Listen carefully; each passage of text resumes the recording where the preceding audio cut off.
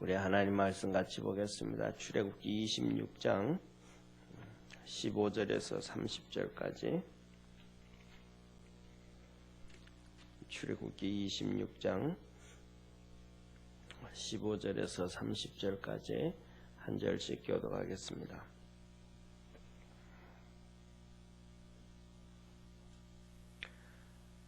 너는 조각목으로 성막을 위하여 널판을 만들어 세우되 각 판의 장은 10규빗, 광은 1규빗 반으로 하고 각 판에 두 촉씩 내어 서로 연하게 하되 너는 성막 널판을 다 그와 같이 하라.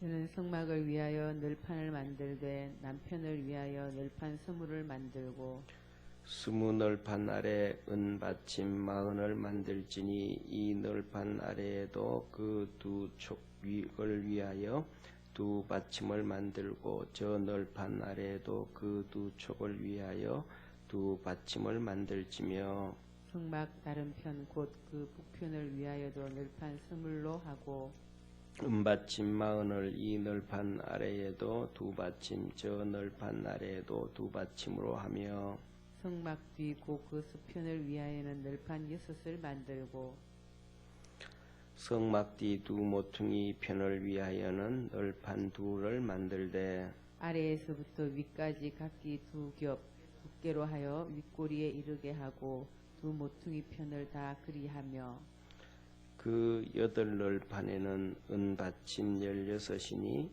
이 판 아래에도 두 받침이요 저 판 아래에도 두 받침이니라. 너는 조각목으로 띠를 만들지니 성막 2편 널판을 위하여 5이요 성막 저편 널판을 위하여 5이요 성막 뒤 곧 서편 널판을 위하여 5이며 널판 가운데 있는 중간 띠는 이 끝에서 저 끝에 미치게 하고 우리 29절 30절 같이 있습니다. 그 널판들을 금으로 싸고 그 널판들의 띠를 깰 금고리를 만들고 그 띠를 금으로 싸라. 너는 산에서 보인 식양대로 성막을 세울지니라. 아멘. 예, 우리 읽고 나면 항상 그런 것 같아요. 그냥 쭉 이렇게 읽고 나면 이게 뭔 말인가 싶을 정도로 좀 이해가 안 되는데 오늘도 제가 좀 같이 이 성막을 만들 때는 이거 같이 PPT 보면서 이렇게 구절을 보겠습니다. 어제 봤던 것 다시 이렇게 성소가 이렇게 되었어요. 앞쪽에는 그러니까 남쪽이죠. 앞쪽에는 성소가 있고 뒤쪽에는 지성소고 성소는 제사장들이 들어가는 곳이고 지성소는 제사장들이 1년에 한 번 들어가는 것이고 이렇게 구조가 있다. 어제 말씀을 드렸습니다. 이걸 조금 더 자세히 한번 보시죠. 다음 페이지 한번 보여주세요. 제일 처음에는 이렇게 배실로, 배실은 흰실이잖아요. 이 배실로는 천사들의 모양을 띄어서 청색, 자색, 홍색, 금색 실로 꽈서 이렇게 그 금색은 아니고요. 청색, 자색, 홍색 실로 이렇게 카펫처럼 이렇게 만들어라. 그리고 덮어 씌우고요. 그 다음에 그 이 위에다가 다음 페이지 전사님 이렇게 염소 털로 짠 이렇게 카펫처럼 이렇게 만들어서 어제도 얘기했던 것 똑같이 이어서 5개씩 이어 한 개씩 해서 5개씩 이으고 그 다음에 5개씩 해서 중간에 금고리를 통해서 저 금고리 보이잖아요.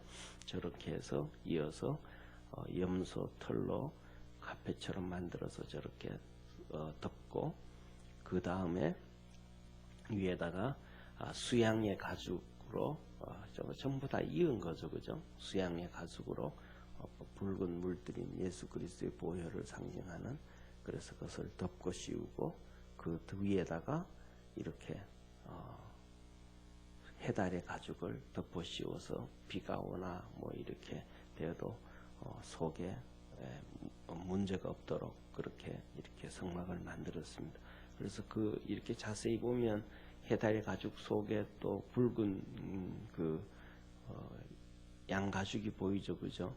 그리고 그 밑에 뭐 이렇게 붉게 이렇게 그림이 좀 이렇게 비쳐서 그렇지만은 염소 털로 덮어져 있고 그 안에 이렇게 되어져 있습니다. 그리고 다음에요. 오늘 볼 것은 바로 이것입니다. 이게 뭐냐 하면 저기 아까 좀 전에 만드는 골조 이 벽면 구조를 만드는 걸 이렇게 만들어라. 구조를 만드는 것을 이렇게 만들어라. 그렇게 하나님이 말씀을 하세요. 이걸 보면서 성경을 조금 보시죠. 자, 보세요. 15절에 너는 조각목으로 성막을 위하여 널판을 만들어 세우되 이 조각목으로 널판을 만들어. 저 조각목이 중간에 게 조각목이에요. 저 중간에 게요. 그러니까 저 중간에 있는 것이 조각목인데 어떻게 만드냐면 16절 보세요. 각 판의 장은 길이가 10규빗. 저 널판 길이가 장이 길이가 10규빗인 거예요. 거의 5m 정도 되는 나무예요. 5m 되는. 그러니까 우리가 그냥 조각목 하면 뭐 성전을 지어서 우리가 그냥 설교 만들 때 성경 읽고 조각목으로 이렇게 만들었다. 뭐 그 시내산에 널리 있는 나무다 할 때 그 생각을 하면 볼품 없는 나무, 뭐 별 볼륨 이런 나무 생각하잖아요. 그런데 저 길이가 저거 이은 게 아니고 통나무인데 저 널판 저게 길이가 5m 정도 되는 나무예요. 지금 5m 정도 되어진다 그러면 우리 교회가 이 바닥에서 요 위에가 천장까지가 정확하게는 제가 모르겠는데 한 2m 한 3, 40, 4, 50 요 정도밖에 안 될 거예요. 2m. 그러니까 이게 5m 정도 된다 그러면 보통 아파트 2층 높이예요. 아파트가 보통 그 높이가 집에 있는 아파트가 높이가 바닥에서 천장까지가 한 230, 240 정도 됩니다. 그리고 천장 위에가 한 10cm 정도밖에 안 되고요. 그리고 그 1층층과 두께가 한 17에서 20cm 이 콘크리트가 그 정도밖에 안 되니까 거의 아파트 2층 높이가 되는 거예요. 저게요. 그러니까 우리가 그냥 성경을 읽을 때 조각목 뭐 그걸로 만들었지 하고 하면 아주 볼품없이 생각되는데 실질적으로 보면 그렇지가 않다라는 거예요. 그리고 그 다음에 옆에 보면 광이 1규빗 반으로 하고 광이라는 건 저 넓이에요. 저 넓이가 1규빗 반이면 거의 75cm, 70cm 정도 두께 이 정도 되어지는 거예요. 또 두께가 이 정도 넓이가 이 정도 되어지고 길이가 5m 정도 되어지니까 쉽게 말하면 우리나라로 말하면 궁궐 지으는 나무 정도 되는 적송나무. 소나무도 그냥 일반 소나무, 구불구불한 소나무가 아니고 적송이라고 있잖아요. 그죠? 적송, 붉은 소나무. 이 적송 같은 이 적송은 소나무의 특징이 옆으로 가지가 거의 없습니다. 정말 아람부리 나무가 높이로 거의 한 3, 40m씩 그냥 쫙 이렇게 올라갑니다. 크게 자랍니다. 그래서 이 그 적송 소나무가 있는데 보면 밑에 들어가면 낮에도 어둡습니다. 위에 이렇게 높이 자라 올라가고 위에 잎어리들이 나가지고 해를 다 가려서 밑이 컴컴합니다. 그런 산에 들어가면. 그래서 그런 깊은 산에 들어가면 어떤 데는 정말로 좀 무섭습니다. 왜냐하면 낮에도 캄캄하니까. 그런 것처럼 바로 그 정도의 적송나무처럼 그 정도의 키는 크지 않지만 바로 저 조각목이 5m에 75cm의 두께니까 이게 엄청나게 큰 나무입니다. 그래서 이걸로 하고 자 보세요. 각 판에 2촉씩 내어 서로 연하게 하고 2촉씩이라 그래요. 2촉. 2촉이라는 얘기는 그 중간에 있는 걸 보셔야 돼요. 중간에 있는 거 3개 중에서 이걸 이제 중간에 있는 걸 가지고 나중에 다 조립하면 제일 왼쪽이 되는 거예요. 조립해서 세우면. 그런데 2촉이라는 거는 저 바닥에 긴 나무 밑에 바닥에 톡 튀어나온 거 2개 있죠. 그죠? 예. 길게 나와서 밑에 2개 좀 좀 튀어나온 거 있죠. 손가락 한 마디 정도 튀어나온 게 두 마디 있죠. 저걸 보고 촉이라 그러는 거예요. 저렇게 두 촉이 나와요. 왜냐하면 흔들리지 않고 딱 고정이 될 수 있도록 두 촉을 만들어라 그래요. 저걸 그 밑에 있는 게 그 발판이거든요. 쉽게 말하면 은으로 된 발판. 그 구멍이 뚫려져 있죠. 거기다가 두 개를 딱 끼우는 거예요. 저건 뭐냐면 저렇게 항상 성경 저거는 하나님의 이 언약계하고도 같은 거예요. 10계명이 2계명이잖아요. 두 돌판이잖아요. 1에서 4계명까지 한 돌판, 5에서 10계명까지 한 돌판, 두 돌판. 이거 두 개를 이 두 돌기 적어도 10계명하고 똑같이 그렇게 얘기를 하는 거. 두 개를 하나로 발바닥에 해서 저거는 그래서 성경에서 그 10계명을 얘기하면서 성결한 짐승들 중에서도 특징이 뭐냐 하면 이 발이 굽이 갈라지고 저거 두 개잖아요. 굽이 갈라지고 그 다음에 되새김질을 하는 것. 하나님 말씀을 계속 묵상해라. 이것이 이런 짐승의 상징이 바로 거룩하다 그래요. 저기서도 똑같이 그렇게 말씀하시는 거예요. 그런데 중요한 것은 예를 들면 부정한 짐승을 얘기하실 때 돼지는 굽은 갈라졌지만 되새김질을 하지 아니하여 부정하고 그 다음에 예를 들면 말은 되새김질은 하지만은 굽이 갈라지지 아니하였으므로 부정하고 하나님은 이 두 가지가 충족되어지 갈라진 것 두 개 10계명 두 개처럼 갈라진 것 그 다음에 하나님 말씀을 계속해서 묵상하고 되새기고 고민하고 생각하고 하는 이 두 가지가 항상 그 성결한 짐승을 상징하고 정결하다 그래. 우리 보고도 그래서 성경 하나님 말씀을 계속해서 묵상하도록 만들어 주신 거예요. 그래서 저기에서 촉이 두 개 나오 두 촉 19절에 네, 그렇게 얘기하죠.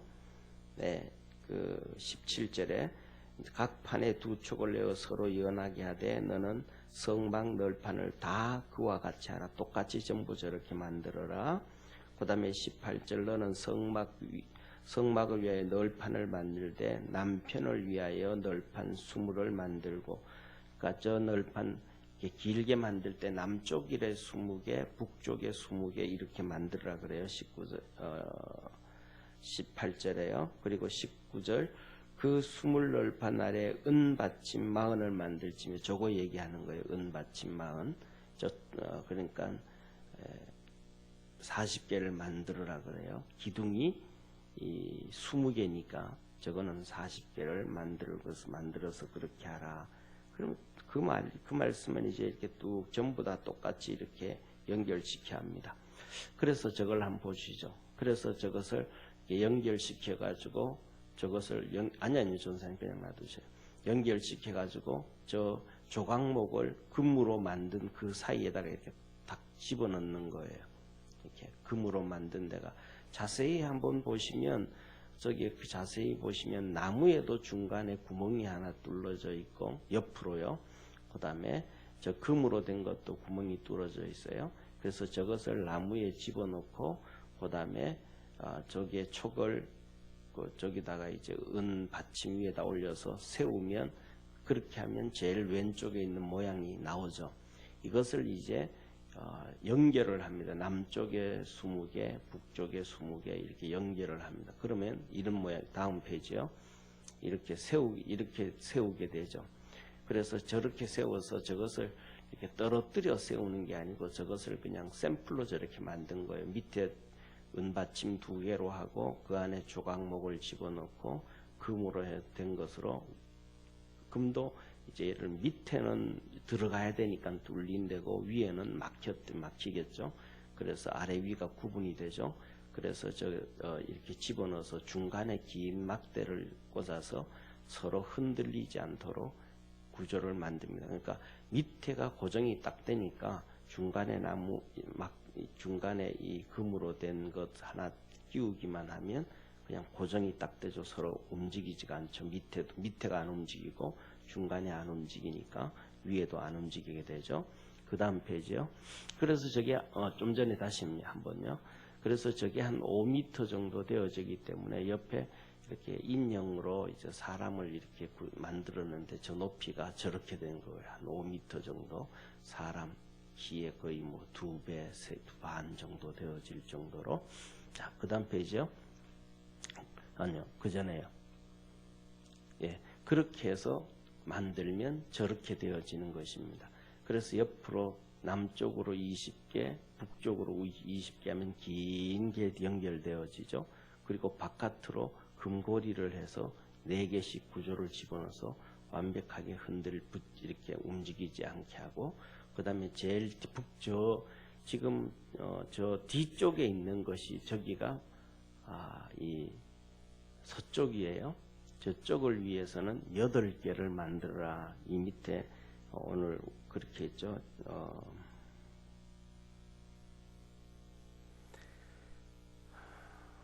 25절이에요. 그 8판에는 은받침 16섯이니 이 판 아래에도 2받침이요 저 판 아래에도 2받침이요 2받침이니라 하면서 북쪽에 8판을 넣어라 그래요.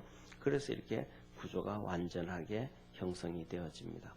그래서 저 중간에 예를 들면 이 전체가 예를 들면 자 보세요. 75cm 정도 되니까 75cm 옆으로 하나가 조각목이 하나가 엄청나게 큰 거죠. 그죠? 75cm 되는 것이 20개가 되니까 그러니까 거의 저 넓이 저 길이가 얼마나 되냐 하면 거의 그러니까 5m 정도 되어지는 거예요. 저 길이 크기가 15m 정도. 15m 정도 되어지면 뭐 거의 한 우리 교회 이쪽에서 이쪽까지 되지 않겠습니까? 그죠? 이보다는 좀 작겠지만 이렇게 길게 되어지죠. 그리고 그 위에 지성소가 하나님 계신 법비가 있는 것이 그 중에 이제 3분의 1 정도 되어지고, 그 다음에 3분의 2가 성소로 제사장이 매일 들어가서 하나님 앞에 기도하고 하는 내용, 그것이 바로 저렇게 되어집니다. 그리고 그 바깥으로 보면 이제 울타리가 있는데 또 앞으로 계속 거기에 대해서 말씀을 하실 거고요. 다음 페이지 한번 보시죠. 그래서 이렇게 이제 지성소와 성소를 구분해 보면 아까 다 봤던 것처럼 이렇게 성소에 들어가서 오른쪽에 떡상이 있고 왼쪽에 촛대가 있고 지성소 앞쪽에 지금 향단이 있는데 그건 나중에 나온다 그랬잖아요. 성도들이 기도를 상징하니까. 그리고 그다음에 이게 이제 성소고, 그다음에 저 휘장을 지나서 넘어가면 이제 하나님이 계신 법궤가 있습니다. 다음 페이지요. 그래서 이렇게 1년에 한 번씩 와서 뒤에 이렇게 있는 건 아까 얘기했던 것처럼 8개로 이렇게 쭉 형성이 되어져 있는데, 그거는 지금 이렇게 사진을 이렇게 만들기 위해서 뜯어 놓은 거예요. 예, 뜯어서 이렇게 하면 여기서도 이렇게 볼 때 우리가 아는 것처럼 중간에 막대가 이렇게 금으로 된 게 들어가서 흔들리지 않도록 구조를 잡도록 되어 있는 게 보이죠. 그리고 오른쪽 왼쪽으로 바깥으로 고리 4개씩 만들어서 이렇게 구조가 이렇게 연결되어지는 것이 있습니다. 다음 페이지 있어요, 전사님? 예. 그렇게 이렇게 이제 성소의 오늘 골조에 대해서, 구조에 대해서 하나님이 이렇게 만들어 주셨습니다. 그래서 새벽 시간이 성막에 대해서 할 때는 제가 좀 만들어서 이렇게 보여주면서 설명을 좀 드리려고 해요. 왜냐하면 그냥 이런 것 안 보여주면 읽고 나면 이게 뭔 말인지 어떻게 되어진 것인지 연상이도 안 되고 잘 안 될 것 같아서 그렇습니다. 그런데 오늘 이 본문 말씀 보면서 오늘은 그 중에 하나만 이렇게 예를 들면 그 조각목 그런 것들 저것도 우리가 생각하는 설교 들을 때 아까 말씀을 드렸던 것처럼 아카시아 나무 같은 그런 조각목이다. 광야에 널리 퍼져 있다. 이렇게 얘기하는데 그러다가 보니까 상당히 이렇게 나무의 품질도 같은 거 떨어지는 걸로 생각하는데 실질적으로 깊이 다뤄보면 최고의 것으로 하나님의 성막을 지었고 저런 나무 구하기도 정말로 쉽지가 않을 정도로 저 75cm 넓이의 나무를 구하는 것은 정말로 어려운 것이고 그 다음에 금을 가지고 그렇게 했다라는 것을 한번 기억하시고 우리가 생각하다 보면 그만치 뭐냐면 좀 깊이 이렇게 자세하게 보다가 보면 사실은 그래요. 책들 만들어낸 책들도 그렇고 또 때에 따른 어떤 분들의 설교도 저도 그럴 수 있습니다. 설교 중에서도 틀린 부분들을 잘못된 부분들을 얘기하는 경우가 사실은 많습니다. 그러다가 보니까 성막을 만들면서도 조광목 나무, 아카시아 나무 얘기하면서 정말 볼품 없는 별 볼 일 없는 그런 나무였다 이렇게 얘기하는데 좀 깊이 생각해보고 사실대로 따져보면 정말로 그렇지가 않다. 그러니까 설교라든지 이런 것 저런 것들이 잘못된 경우 너무 많다. 또 요새는 조금 좀 덜한 것 같은데 예전 같은 경우에는 사도 바울에 대해서도 그런 설교를 많이 하셨어요. 영예를 한다고 얘기하면서 사도 바울은 사울은 큰 자였고 바울은 작은 자인데 바울은 이 예수 믿고 난 다음에 바울이고 예수 믿기 전에 사울이라는 얘기를 정말로 많이 했어요. 그 다음에 그러면서 아브라함도 이름이 바뀌어서 아브라함이 되었고 그리고 야곱도 야곱이 바뀌어서 이스라엘이 됐다. 그런 것처럼 바울도 이렇게 사울에서 바울이 됐고 베드로도 시몬에서 베드로가 됐다. 이런 식으로 얘기를 하는데 그 말은 전혀 좀 그러면서 어떤 교회는 뭐냐 하면 성도들의 이름을 거의 정말로 3분의 1 이상 바꾼 경우가 많아요. 그렇게 예수 믿으면서 이름 바꿔야 된다 하면서 그런 경우도 많은데 그건 상당히 그런 형태는 위험스러운 성경 해석 방법입니다. 그건 하나님이 특별한 은혜, 하나님께서 뭐냐면 특별한 계획을 가지고 이름을 바꿔준 거예요. 아브라함 같은 경우는 아브라함부터 선택이에요. 그 전에 있던 노아라든지 그 전에 있던 사람들을 통해서 선택의 문제가 안 납니다. 구속사에서 신학을 공부할 때 아브라함부터 하나님의 선택이 나옵니다. 그리고 그 선택이 누구로 인해서 결론이 되어지냐 하면 야곱으로 인해서 결론이 되어집니다.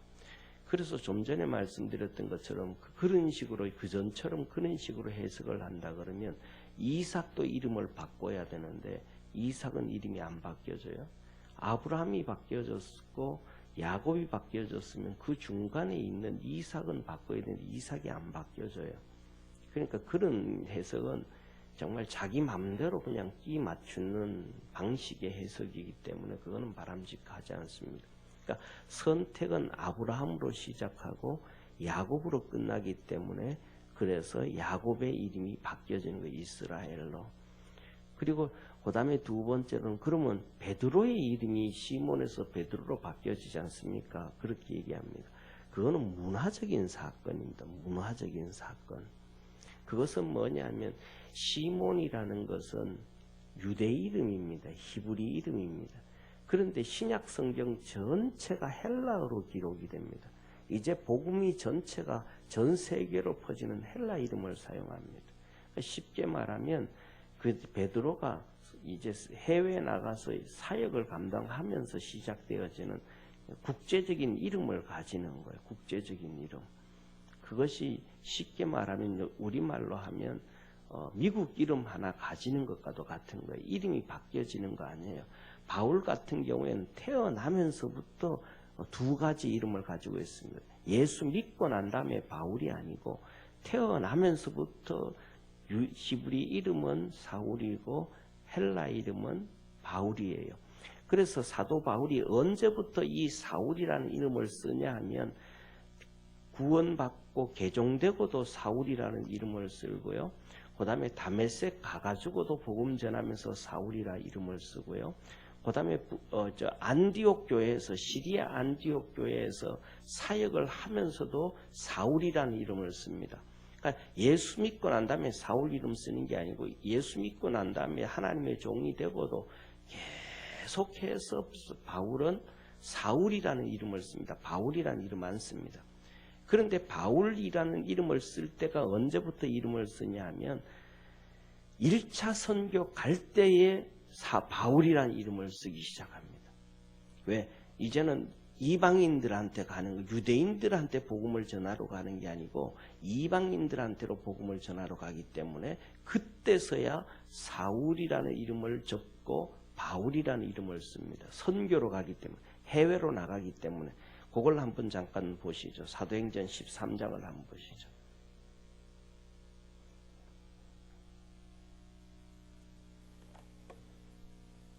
사도행전 13장.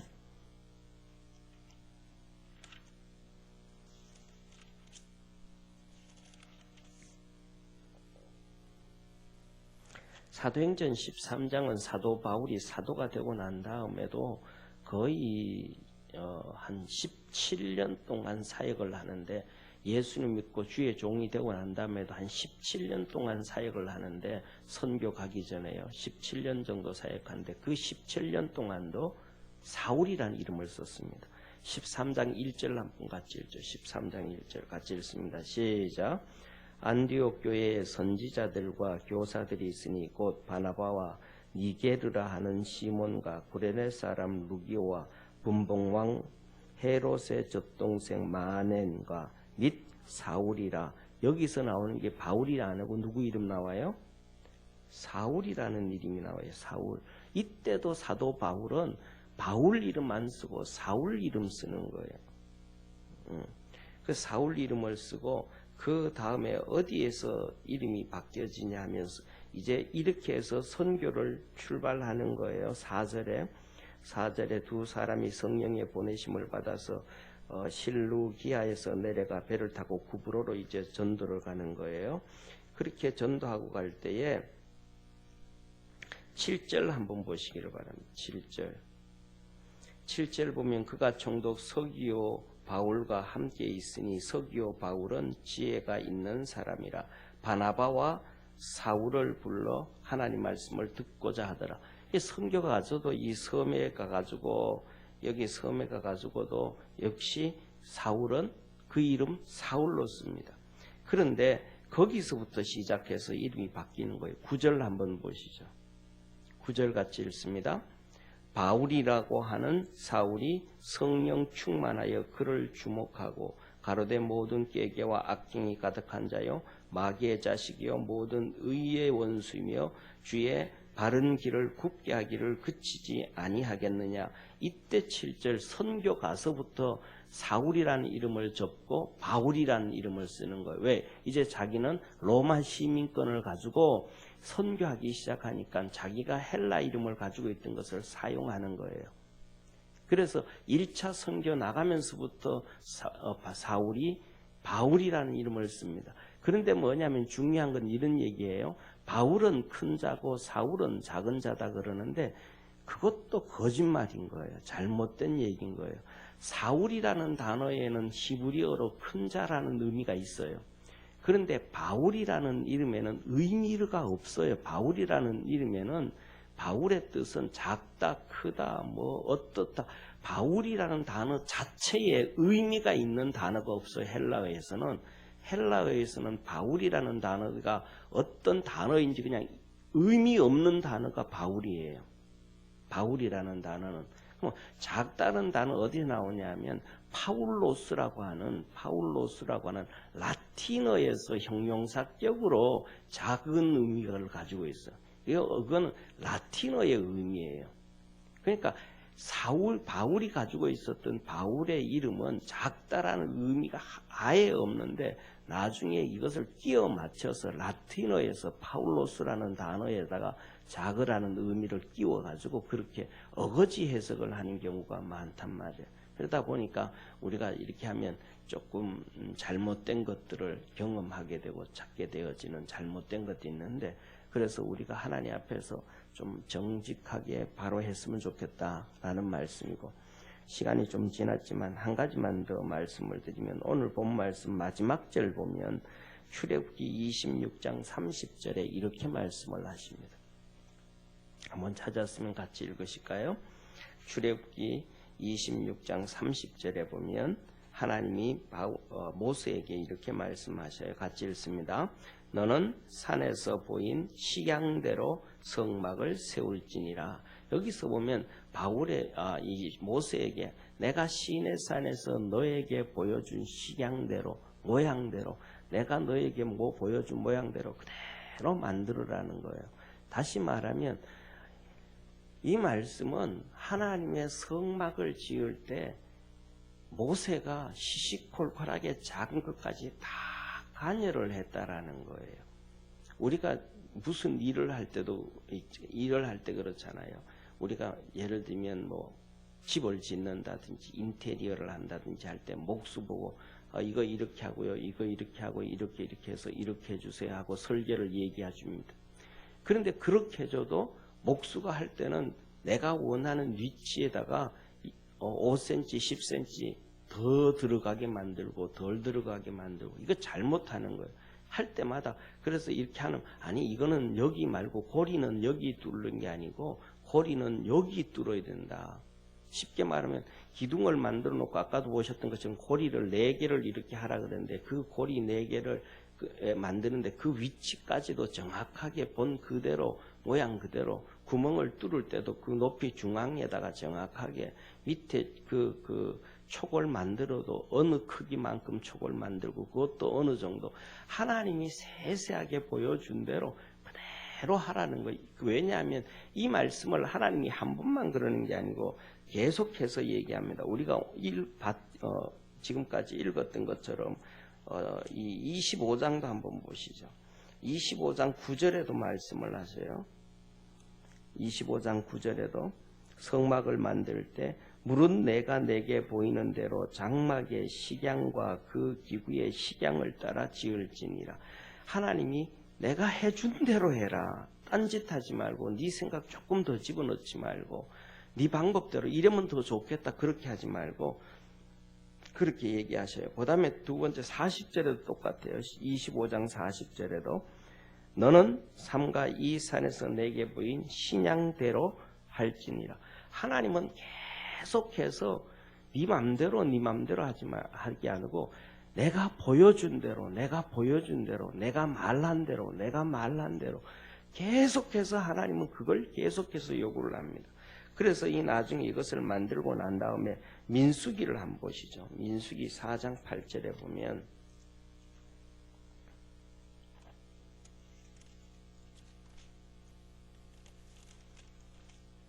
한번 같이 민수기 4장 8절에 보면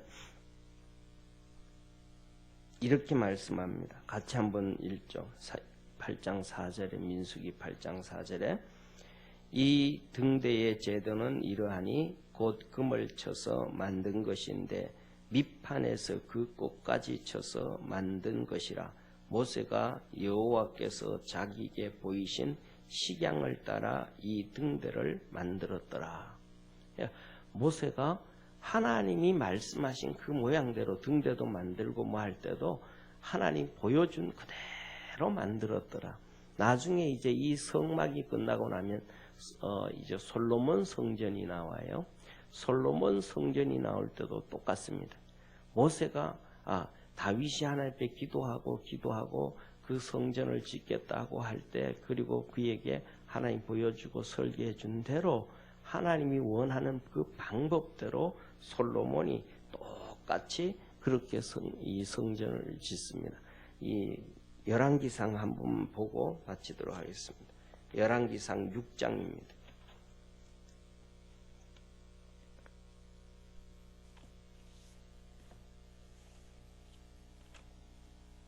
열왕기상 6장 38절에 보면